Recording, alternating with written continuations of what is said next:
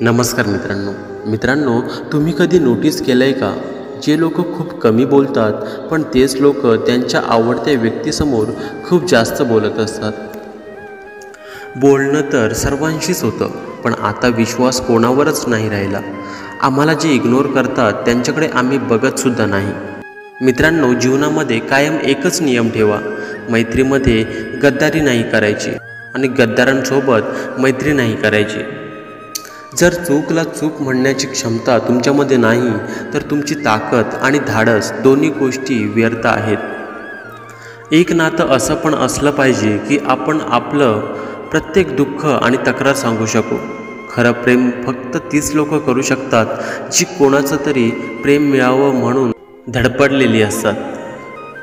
कोण म्हणतं की वेळ खूप फास्ट चालते? कधीतरी कोणाची वाट पाहून बघा, समजून जाईल की वेळ किती हळू चालते. मित्रांनो, प्रश्न हा आहे की जर एक जोक आपल्याला सारखं सारखं हसवू शकत नाही तर मग एकच दुःख सारखं सारखं रडवू कसं शकतं? आम्ही वागतो कारण आम्हाला नाती निभवायला आवडतात, नाहीतर तसे चुकीचे आम्ही काल पण नव्हतो आणि आजसुद्धा नाही.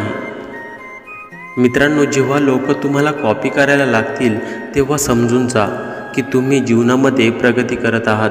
ते तर आपापलं नशीब आहे. कोणाला प्रेम करणारे मिळतात तर कोणाला भाव खाणारे मिळतात.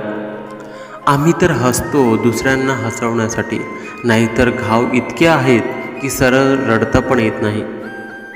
वेळ कधी काय रंग दाखवेल हे मला नाही माहीत, कारण ज्या रात्री राज्य मिळणार होतं त्याच सकाळी वनवास नसता मिळाला. मित्रांनो, तुम्ही किती पण चांगले व्यक्ती असलात तरीसुद्धा कोणाच्या ना कोणाच्या लाईफमध्ये किंवा त्याच्या स्टोरीमध्ये वाईट नक्कीच असतं. ज्याची काहीच गॅरंटी नाही त्याचं नाव जीवन आहे आणि ज्याची फुल गॅरंटी आहे त्याचं नाव मृत्यू आहे. दुसऱ्यांवर अवलंबून असलेले लोक कधीच आनंदी नाही राहू शकत. म्हणूनच इतके सफल व्हा की तुमच्या गरजा आणि इच्छा तुम्हीच पूर्ण करू शकाल. मित्रांनो, कोणाला स्वतःचा इतकाही वेळ देऊ नका की तो तुमची किंमतच विसरून जाईल. जो तुम्हाला समजून घेतो आणि वेळ पडलीच तर समजावून सुद्धा सांगतो, त्याच्यापेक्षा चांगला जोडीदार असूच शकत नाही. जो माणूस नियम बनवून आजचं काम आजच करेल तोच माणूस एक दिवस जगावर राज्य करेल. मित्रांनो, तुम्हाला व्हिडिओ कसा वाटला मला कमेंटमध्ये नक्की सांगा.